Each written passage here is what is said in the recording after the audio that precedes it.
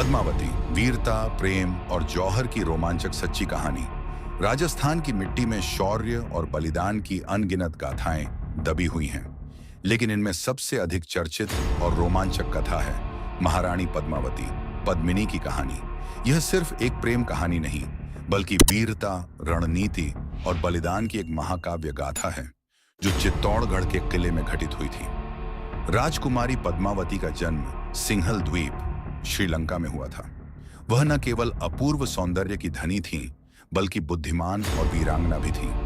उनकी सुंदरता के चर्चे दूर दूर तक फैल चुके थे और कई राजाओं ने उनका हाथ मांगने के लिए प्रस्ताव भेजे थे, लेकिन महारावल रतन सिंह ने उनका हृदय जीत लिया और विवाह करके चित्तौड़गढ़ की महारानी बना दिया। दिल्ली का सुल्तान अलाउद्दीन खिलजी, जो अपनी क्रूरता और लालच के लिए कुख्यात था, ने जब पद्मावती की सुंदरता के बारे में सुना तो उसे पाने के लिए लालायित हो गया। उसने चित्तौड़ पर हमला करने की योजना बनाई, लेकिन चित्तौड़ के मजबूत किले को तोड़ना आसान नहीं था। उसने एक चाल चली, रतन सिंह को संदेश भेजा कि वह सिर्फ रानी का एक प्रतिबिंब देखना चाहता है।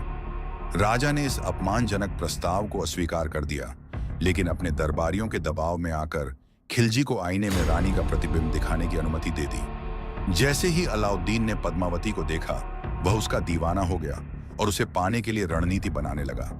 उसने रतन सिंह को धोखे से बंदी बना लिया और शर्त रखी कि अगर रानी पद्मावती उसे मिल जाए तभी राजा को रिहा किया जाएगा।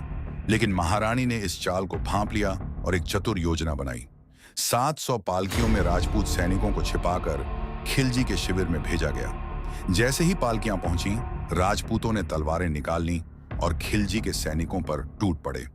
महारावल रतन सिंह को छुड़ा लिया गया, लेकिन युद्ध अभी खत्म नहीं हुआ था। खिलजी अपनी हार से तिल मिलाकर अपार सेना के साथ चित्तौड़ पर हमला कर दिया। राजपूतों ने वीरता से लड़ाई लड़ी, लेकिन वे संख्या में बहुत कम थे। महारावल रतन सिंह युद्ध के मैदान में शहीद हो गए। अब किला टूटने वाला था और खिलजी की सेना अंदर घुसने को तैयार थी, लेकिन रानी पद्मावती ने सबसे कठोर निर्णय लिया। जौहर। रानी पद्मावती ने 16,000 राजपूत महिलाओं के साथ जौहर कुंड में कूदकर आत्मदाह कर लिया, ताकि वे दुश्मनों के हाथ न लग सकें। जलती हुई चिताएं आकाश तक उठने लगी। अलाउद्दीन खिलजी जब किले में पहुंचा तो उसे सिर्फ राख और जलते हुए अंगारे मिले।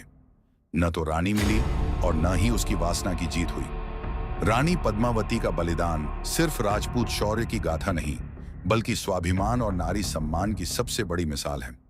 आज भी चित्तौड़गढ़ किले के जौहर कुंड में जब कोई खड़ा होता है तो वहां की हवाओं में उन वीरांगनाओं की चीखें गूंजती महसूस होती हैं। रानी पद्मावती सिर्फ एक नाम नहीं, बल्कि एक जिंदा इतिहास है जो कभी नहीं मिटेगा।